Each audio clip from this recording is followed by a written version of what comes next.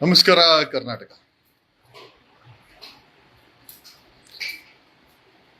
ಹಾ, ಯಾವತ್ತಿದ್ರೂ ಸತ್ಯನೇ. ಕಾರಣ ಯಾಕೆ ಅಂತಂದ್ರೆ,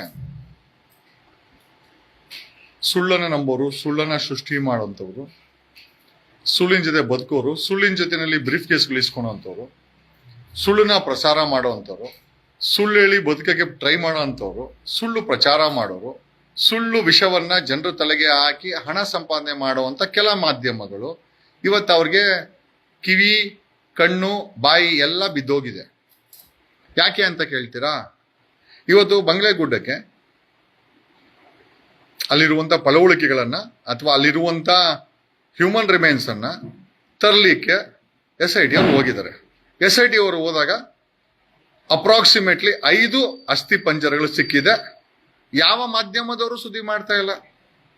ಎಸ್ಪೆಷಲಿ ನ್ಯೂಸ್ 18, ಪಬ್ಲಿಕ್ ಟಿವಿ ರಂಗ, ಪವರ್ ಟಿವಿ ಶೆಟ್ಟಿ, ಯಾರು ಸುದ್ದಿ ಮಾಡ್ತಾ ಇಲ್ಲ. ಸುವರ್ಣ ನಮ್ಮ ಏನೋ ಅವನ ಹೆಸರು, ಏನೋ ಅವನ ಹೆಸರು ಮರ್ತೇವ್ರೆ, ಸುವರ್ಣ ಅಜಿತ್ ಜೈನ್, ಯಾರು ಏನೋ ಮಾಡ್ತಾ ಇಲ್ಲ. ಯಾಕೆ? ಅಲ್ಲಿ ಏನಾದ್ರೂ ಪಳವಳಿಕೆ ಸಿಕ್ಕಿ ಸತ್ಯ ಸಿಕ್ಕಿದ್ರೆ ಮಾಧ್ಯಮಗಳು ತೋರ್ಸೋದು ಇಲ್ಲ, ಮಾತಾಡೋದು ಇಲ್ಲ. ಏನಾಗಿದೆ ಇವತ್ತು ಮಾಧ್ಯಮಗಳಿಗೆ? ಎಲ್ಲೋಯ್ತು ನಿಮ್ಮ ಬುಡೆ ಅಂತ ಇದ್ರಲ್ಲ, ಸಿಕ್ಕಿದೆ. 5 ಅಸ್ಥಿ ಪಂಜರಗಳು ಸಿಕ್ಕಿದೆ.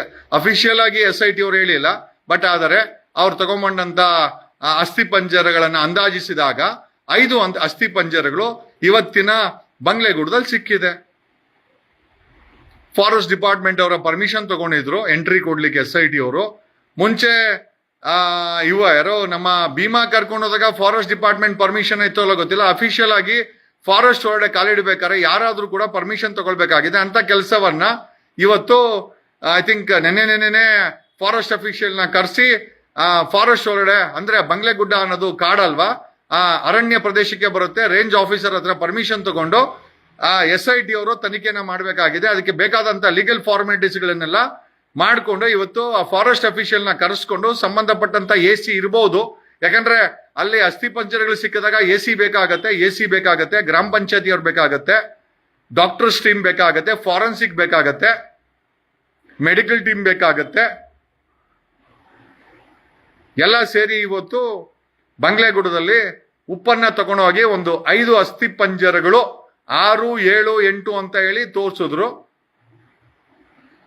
5 ಅಸ್ಥಿ ಪಂಜರ ಅಂತೂ ಸಿಕ್ಕಿದೆ. ಈಗ ಸುವರ್ಣದಲ್ಲಿ ಬುಡೆ ಅಂತ ಹೇಳ್ತಾ ಇದ್ದಂತ ಅಜಿತ್ ಹನುಮಕ್ಕನವ್ರೆ, ಇವತ್ತು 5 ಅಸ್ಥಿ ಪಂಜರ ಸಿಕ್ಕಿದೆಯಲ್ಲ, ಯಾಕೆ ನಿಮ್ಮ ಚಾನೆಲ್ ಅಲ್ಲಿ ಯಾಕೆ ಇದನ್ನ ಪ್ರಸಾರ ಮಾಡ್ತಾ ಇಲ್ಲ? ನೆಗೆಟಿವ್ ಸ್ಟೋರಿ ಮಾಡಕ್ಕೆ ಏನಾದ್ರೂ ನಿಮ್ಗೆ ಇನ್ಫ್ಲೂಯೆನ್ಸ್ ಇದೆಯಾ? ಅಥವಾ ನೀವೇನಾದ್ರೂ ಬಕೆಟ್ ಕೆಲಸ ಮಾಡ್ತಾ ಇದ್ದೀರಾ? ನಿಮ್ ಚಾನೆಲ್ ಅವರು ಕೇಳ್ಬೇಕಾಗತ್ತೆ. ಪವರ್ ಟಿವಿ ರಾಕೇಶ್ ಶೆಟ್ಟಿ ಎಲ್ಲೋದಪ್ಪ? ಯಾರ ಹೆಸರನ್ನು ಡ್ಯಾಮೇಜ್ ಮಾಡ್ತಾ ಇದ್ದೀವಿ, ಯಾರೋ ಅಲ್ಲಿ ಅವರೆಲ್ಲ ಹತ್ಕೊಂಡ್ಬಿಟ್ಟೆ ಅವತ್ತು ಅವ್ರ ಹೆಸರನ್ನ ಡ್ಯಾಮೇಜ್ ಮಾಡಿದೆ ಅಂತ. ಏನ್ ಸಂಬಂಧ ನಿನ್ಗೋ ಅವ್ರಿಗೋ? ಏನಾದ್ರೂ ಇನ್ಫ್ಲೂಯೆನ್ಸ್ ಇದೆಯಾ? ಡಬ್ಬ ಬಂದಿದ್ಯಾ? ಈಗ ನೀವು ಬುರ್ಡೆ ಅಂತಂದ್ರೆ ಇವಾಗ ನಾವು ಡಬ್ಬ ಅಂತ ಕೇಳ್ಬೇಕಾಗತ್ತೆ. ಈ ಮಾಧ್ಯಮಗಳಿಗೆ ಡಬ್ಬ ಅಂತ ಕೇಳ್ಬೇಕಾಗತ್ತೆ, ಡಬ್ಬನೋ ಬ್ರೀಫ್ ಕೇಸು ಅಂತ ಕೇಳ್ಬೇಕಾಗತ್ತೆ. ಈಗ ಸತ್ಯ ಬಂದಾಗ ಮಾತಾಡ್ತಿರೋಂತ ಮಾಧ್ಯಮಗಳು ಏನಾದ್ರೂ ನೆಗೆಟಿವ್ ಆದಾಗ ಬುರ್ಡೆ ಅನ್ಕೊಂಡು ತಿರುಚುವ ಕೆಲಸ ಮಾಡ್ತಿರಲ್ಲ. ನಿಮ್ಗೆ ಕನಿಷ್ಠ ಈ ಒಂದು ಮಾಧ್ಯಮಗಳಿಗೆ ಕನಿಷ್ಠ ಮಾನವೀಯತೆ, ಒಂದು ಕನ್ಸರ್ನ್ ಇಲ್ವಾ? ಬರೀ ದುಡ್ಡು ಒಂದೇನೇನಾ? ಸದಾಶಿವನಗರದವನ ಹತ್ರ ದುಡ್ಡು ಇಸ್ಕೊಂಡು ಊರಲ್ಲಿ 25 ಕೋಟಿ ರೂಪಾಯಿ ಮನೆ ತಗೊಂಡು ಒಂದು ತಾರು, ಒಂದು ಇನೋವಾ, ನಿಂದು ಬಾಳು. ಬ್ರೀಫ್ ಕೇಸ್ಗಳು ಬಂದ್ರೆ ಎಲ್ಲರೂ ಅಂತ ಹೇಳ್ತಾ ಇಲ್ಲ ನಾನು. ಇವತ್ತು ನಿಯತ್ತಾಗಿ ಈ ಸುದ್ದಿಗಳನ್ನ ಮಾಡ್ತಾ ಇರೋರು ಸಣ್ಣ ಪುಟ್ಟ ಚಾನಲ್ ಅವರು, ಹೆಚ್ಚು TRP ಇಲ್ಲದಂತ ಚಾನಲ್ ಅವರು ಮಾತಾಡ್ತಾ ಇದ್ದಾರೆ. ಒಳ್ಳೆ TRP ಇರುವಂತವ್ರು ಬ್ರೀಫ್ ಕೇಸ್ಗಳಿಗೆ ಮಾರಾಟ ಆಗಿದ್ದಾರೆ ಅಂತ ನಮಗನಿಸ್ತಾ ಇದೆ. ಪ್ರತಿದಿನ ಬುರ್ಡೆ ಅಂತೇಳಿ ನೆಗೆಟಿವ್ ಸ್ಟೋರಿ ಮಾಡಿದಂತ ನೀವುಗಳು ಇವತ್ತು 5 ಅಸ್ಥಿ ಪಂಜರಗಳು ಸಿಕ್ಕಿದೆ, ನಿಮ್ ಬಾಯಿಗೆ ಲಕ್ವ ಹೊಡೆದಿದ್ಯಾ? ಯಾಕೆ ಮಾತಾಡ್ತಾ ಇಲ್ಲ? ಮಾತಾಡಬೇಡಿ, ನಾವೆಲ್ಲ ಮಾತಾಡ್ತೀವಿ. People are following us. ನಿಮ್ಮ ಚಾನೆಲ್ ಅಲ್ಲಿ ಇಂತ ಹೆಚ್ಚಾಗಿ ನಮ್ಮಂತ, ಈಗ ನೋಡಿ ನಾನು ಮನೇಲಿ ಕೂತ್ಕೊಂಡು ಮಾಡ್ತಾ ಇದ್ದೀನಿ, ಜನ ನೋಡ್ತಾರೆ, ತಿಳ್ಕೊಳ್ತಾರೆ. ನಾವು ಸತ್ಯವನ್ನ ತಿಳಿಸ್ತೀವಿ. ಸತ್ಯದ ಅನ್ವೇಷಣೆ ಆಗಬೇಕು, ಬರೀ ಪಂಚ್ಲೈನ್ ಅಲ್ಲ. ನೀವುಗಳು ಚಾನೆಲ್ಗಳಿಗೆ ಪಂಚ್ ಇಟ್ಕೊಂಡಿದ್ದೀರಾ. ಆಯ್ತು, ಕರ್ನಾಟಕ ಕಣದಲ್ಲೂ ಕಣದಲ್ಲೂ ಒಂದಷ್ಟು ಸತ್ಯಗಳನ್ನ ಜನರಿಗೆ ತಿಳಿಸಬೇಕಾದಂತ ಅವಶ್ಯಕತೆ ಇದೆ. ಇಂದು SIT ಅಧಿಕಾರಿಗಳು ಅರಣ್ಯ ಅಧಿಕಾರಿಗಳ ಪರ್ಮಿಷನ್ ತಗೊಂಡು ಬೆಳಗ್ಗೆ ಬಂಗ್ಲೆಗುಡದಲ್ಲಿ ತನಿಖೆಯ ಕೆಲಸವನ್ನ ಮಾಡಕ್ ಹೋದ್ರು. ಅಲ್ಲಿ ಯಾವುದೇ ರೀತಿಯ ಗುದ್ದಲಿ ಪಿಕಾಸಿಯನ್ನ ಬಳಸದೆ ಮೇಲಿದ್ದಂತ 5 ಅಸ್ಥಿ ಪಂಜರಗಳನ್ನ SIT ಅವರು PF ಹಾಕೊಂಡು ಸೀಸ್ ಮಾಡಿದ್ದಾರೆ. ಎಕ್ಸುಮೇಷನ್ ಅಂತ ಹೇಳಕ್ಕಾಗಲ್ಲ. ಅಲ್ಲಿ ಬಂಗ್ಲೆಗುಡದಲ್ಲಿ ಮೇಲೆ ಮಲಗಿಸಿದಂತ ಅಸ್ಥಿ ಪಂಜರಗಳನ್ನ 5 ಅಸ್ಥಿ ಪಂಜರಗಳನ್ನ SIT ಅಧಿಕಾರಿಗಳು, SIT team, medical team, forensic team, DNA ಅವರು, ಫಾರೆಸ್ಟ್ ಅವರು, ಸಂಬಂಧಪಟ್ಟಂತ ಗ್ರಾಮ ಪಂಚಾಯಿತಿಯವರು, ಸಂಬಂಧಪಟ್ಟಂತ ಅಸಿಸ್ಟೆಂಟ್ ಕಮಿಷನರ್ ಅಥವಾ ತಾಲೂಕ್ ಮ್ಯಾಜಿಸ್ಟ್ರೇಟ್ ಅಂತ ಹೇಳ್ತಾರೆ, ತಹಸೀಲ್ದಾರ್ ಇರ್ಬೇಕು ಆಕ್ಚುಲಿ. ಅಲ್ಲಿ ನಮಗೆ ಗೊತ್ತಿಲ್ಲ. ಒಂದಷ್ಟು 50ಕ್ಕೂ ಹೆಚ್ಚು ಜನರು ಹೋಗಿ ಒಂದು 5 ಅಸ್ಥಿ ಪಂಜರಗಳನ್ನ SIT ಅಧಿಕಾರಿಗಳ ಮುಖಾಂತರ ಎತ್ಕೊಂಡ್ ಬಂದಿದ್ದಾರೆ ಅಂತ ಮಾಹಿತಿ ಇದೆ. ಅಲ್ಲಿ ನೋಡಿದಂತವ್ರು ಒಂದಷ್ಟು ಆ ಉತ್ಪನ್ನಗಳನ್ನ ಸೀಸ್ ಮಾಡ್ಲಿಕ್ಕೆ ಬೇಕಾದಂತ ಉಪ್ಪು ಅದನ್ನೆಲ್ಲ ಮಾಡ್ಕೊಂಡು ಹೋಗಿದ್ದಾರೆ. ನಮ್ಮ ಪ್ರಶ್ನೆ ಏನಪ್ಪಾ ಅಂತಂದ್ರೆ, ಇಷ್ಟು ದಿನ ನೆಗೆಟಿವ್ ಸ್ಟೋರಿ ಮಾಡಿದಂತ ಒಂದಷ್ಟು ಚಾನೆಲ್ಗಳು ಇವತ್ತು ಮಾತಾಡ್ತಾ ಇಲ್ಲ. ಯಾಕೆ? ನಿಮ್ಮೆಲ್ಲ ಕಂಪ್ಲೇಂಟ್ ಆಗಿದೆ, ನೋ ಡೌಟ್. ನಾವು ನಿಮ್ ತರ ಬುಡೆ ಅಂತ ಅಪಪ್ರಚಾರ ಮಾಡ್ಲಿಕ್ಕೆ ಹೋಗಲ್ಲ ಸರ್. ನಮಗೆ ಸತ್ಯದ ಅನ್ವೇಷಣೆ ಆಗ್ಬೇಕಾಗಿದೆ. ಅಲ್ಲಿ ಹೋಗಿರುವಂತ ಪ್ರಾಣಗಳ ಆತ್ಮಗಳಿಗೆ ನ್ಯಾಯ ಸಿಗ್ಬೇಕಾಗಿದೆ sir. Ajit Hanmakkanavar sir, power TV Rakesh Shetty ಅವರೇ ಸರ್, ನಾವು ಬ್ರೀಫ್ ಕೇಸನ್ನ ಇಸ್ಕೊಳಲ್ಲ ಸರ್, ನಾವು ಬ್ರೀಫ್ ಕೇಸ್ಗೆ ವರ್ಕ್ ಮಾಡಲ್ಲ ಸರ್, ಅದಕ್ಕೆ ಸತ್ಯ ಮಾತಾಡ್ತೀವಿ ಸರ್, ನೆಗೆಟಿವ್ ಸ್ಟೋರಿ ನಾವು ಮಾಡಕ್ ಹೋಗಲ್ಲ ಸರ್. ಪ್ರಾಮಾಣಿಕವಾಗಿ ನ್ಯೂಟ್ರಲ್ ನ್ಯೂಸ್ ಅನ್ನ ಹೇಳ್ಬೇಕಾದ್ದು ಒಬ್ಬ ನ್ಯೂಸ್ ರೀಡರ್ ಕೆಲಸ. ಯಾವುದೋ ಪರ್ಸನಲ್ ಅಟ್ಯಾಕ್ಗೋಸ್ಕರನೋ ಬ್ರೀಫ್ ಕೇಸ್ಗೋಸ್ಕರನೋ ನ್ಯೂಸ್ಗಳನ್ನ ಮಾಡುವಂತ ವ್ಯಕ್ತಿಗಳು ಒಂದಲ್ಲ ಒಂದ್ ದಿವಸ ನಿಮಗೂ ಅದೇ ಗತಿ ಬರುತ್ತೆ ಸರ್. ಏನ್ ಭೀಮಾ ಅರೆಸ್ಟ್ ಆದ್ರೆ ಏನಾಯ್ತು sir? Bhima is a complainant, bail ಕೊಡ್ಲೇಬೇಕು, ವಿಟ್ನೆಸ್ ಪ್ರೊಟೆಕ್ಷನ್ ಕೊಡ್ಲೇಬೇಕು. ಅವರು ಒಂದಷ್ಟು ದಿಕ್ಕು ತಪ್ಪಿರ್ಬೋದು. ಇವತ್ತು ಸಿಕ್ಕಂತ ಉತ್ಪನ್ನಗಳು ಸೊ ಸತ್ಯ ಎಲ್ಲೂ ಹೋಗಲ್ಲ ಕರ್ನಾಟಕ.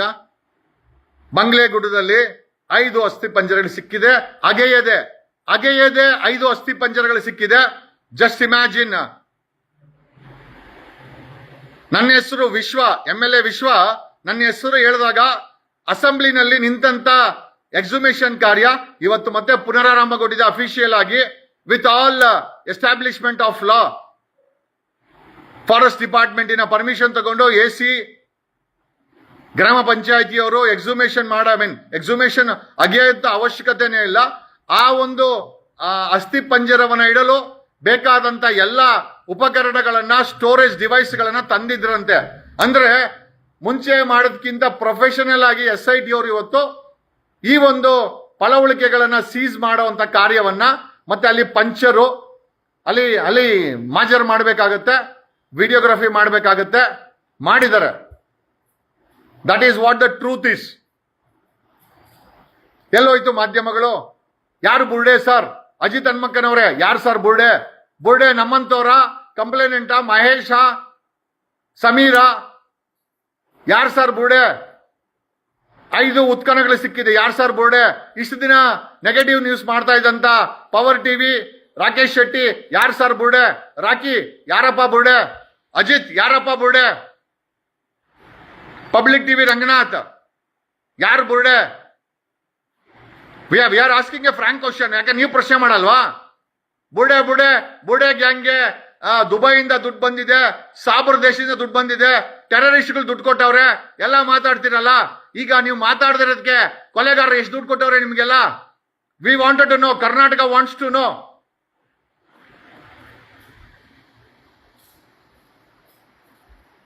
ಏನ್ಯೋ 5 ಅಸ್ಥಿ ಪಂಜರಗಳು ಸಿಕ್ಕಿದೆ.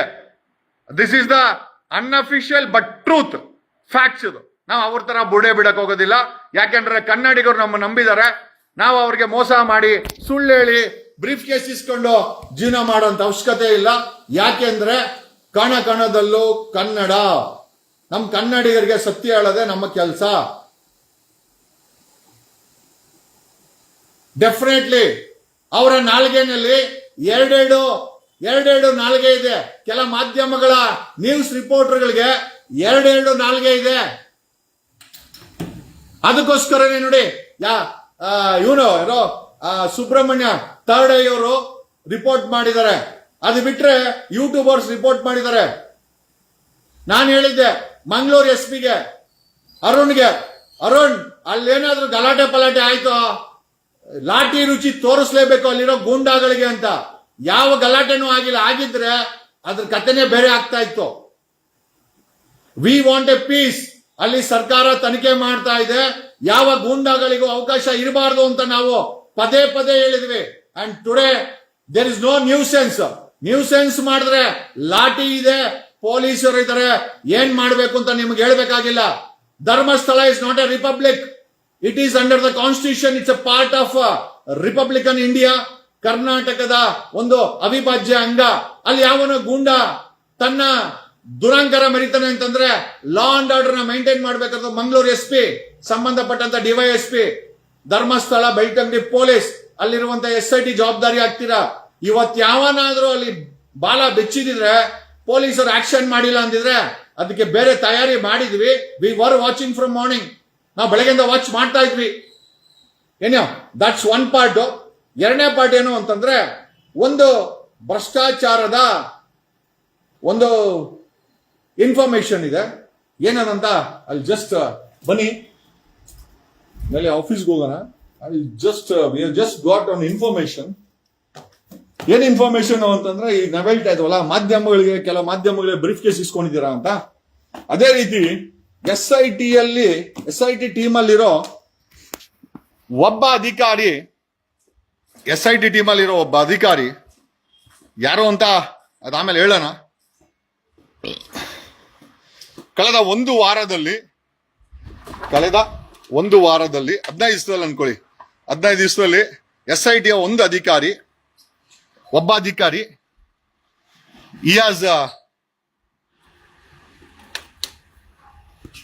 SIT ಒಬ್ಬ ಅಧಿಕಾರಿ ಒಬ್ಬ ಅಧಿಕಾರಿ ಉಪ್ಪಿನಂಗಡಿಯ ಡೀಲರ್ಗಳ ಜೊತೆ ಸೇರ್ಕೊಂಡು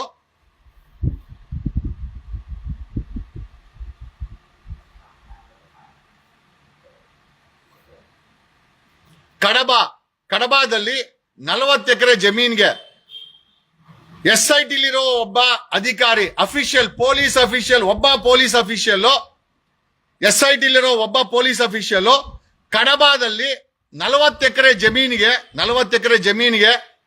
50 ಲಕ್ಷ ಅಡ್ವಾನ್ಸ್ ಕೊಟ್ಟಿದ್ದಾನೆ. ಸೊ ನಮ್ಮ ಇಂಟೆಲಿಜೆನ್ಸಿ ರಿಪೋರ್ಟ್ ಅಲ್ಲಿ ಹೇಳೋದೇನು ಅಂತಂದ್ರೆ, ಈ ವ್ಯಕ್ತಿ ಏನಾದ್ರೂ ಕೊಲೆಗಾರರ ಹತ್ರ ದುಡ್ಡು ಗಿಡ್ಡು ಇಸ್ಕೊಂಡಿದ್ದಾನ? ಕಡಬ ಉಪ್ಪಿನಂಗಡಿ ಡೀಲರ್ಗಳು ಈ SIT ಅಧಿಕಾರಿ ಹತ್ರ 50 ಲಕ್ಷ ಇಸ್ಕೊಂಡು 40 ಎಕರೆ ಜಮೀನು, ಅವ್ರ ಮನೇಲಿ ಮದುವೆ ಇದೆ, ಆ ಮದುವೆ ಅರ್ಜೆಂಟ್ ಅಲ್ಲಿ 40 ಎಕರೆ ಜಮೀನನ್ನ ಆ ವ್ಯಕ್ತಿ ಮಾರಾಟ ಮಾಡಿದ್ದಾರೆ. ಕಡಬದಲ್ಲಿರೋರು ಈ SIT ಒಬ್ಬ ಅಧಿಕಾರಿ ಅದಕ್ಕೆ ಅಡ್ವಾನ್ಸ್ ಕೊಟ್ಟಿದ್ದಾನೆ 50 ಲಕ್ಷ. ಒಟ್ಟು ಆ ಜಮೀನಿನ ಮೌಲ್ಯ 6 ಕೋಟಿ ರೂಪಾಯಿ ಜಾಗಕ್ಕೆ 45 ಎಕರೆಗೆ 50 ಲಕ್ಷ ಹಣವನ್ನ, ಕ್ಯಾಶ್ ಅನ್ನ ಈ ಅಧಿಕಾರಿ, SIT ಒಬ್ಬ ಅಧಿಕಾರಿ ಇದ್ದಾನೆ, ಆತ ಅಡ್ವಾನ್ಸ್ ಕೊಟ್ಟಿದ್ದಾನೆ. This is what the fact. ನಾವು ಇನ್ನೂ ಹೆಚ್ಚಿನ ಇನ್ಫಾರ್ಮೇಶನ್ ಕೊಡ್ತೀವಿ. ಏನಕ್ಕೆ ಇದನ್ನ ಹೇಳ್ತಾ ಇದ್ದೀವಿ ಅಂತಂದ್ರೆ, SIT ಕೆಲ ಅಧಿಕಾರಿಗಳು ಲಂಚ ಇಸ್ಕೊಂಡಿರುವಂತ ಸಾಧ್ಯತೆ ಇದೆ. ಕೊಲೆಗಾರರ ಬಳಿ ಲಂಚ ಇಸ್ಕೊಳ್ಳುವಂತ ಸಾಧ್ಯತೆ ಇದೆ. We have A specific information. ಇಂಥ ವ್ಯಕ್ತಿನೇ ಇಸ್ಕೊಂಡಿದ್ದಾರೆ ಅಂತ ನಮ್ಮ ಹತ್ರ ಇನ್ಫಾರ್ಮೇಶನ್ ಇದೆ. ಬಟ್ ಆದ್ರೂ ಸರ್ಕಾರಕ್ಕೆ ಹುಡುಕ್ಲಿ ಅಂತ ನಾವೇ ಬಿಡ್ತೀವಿ. 50 lakhs ಅಡ್ವಾನ್ಸ್ ಕೊಟ್ಟಿದ್ದಾನೆ.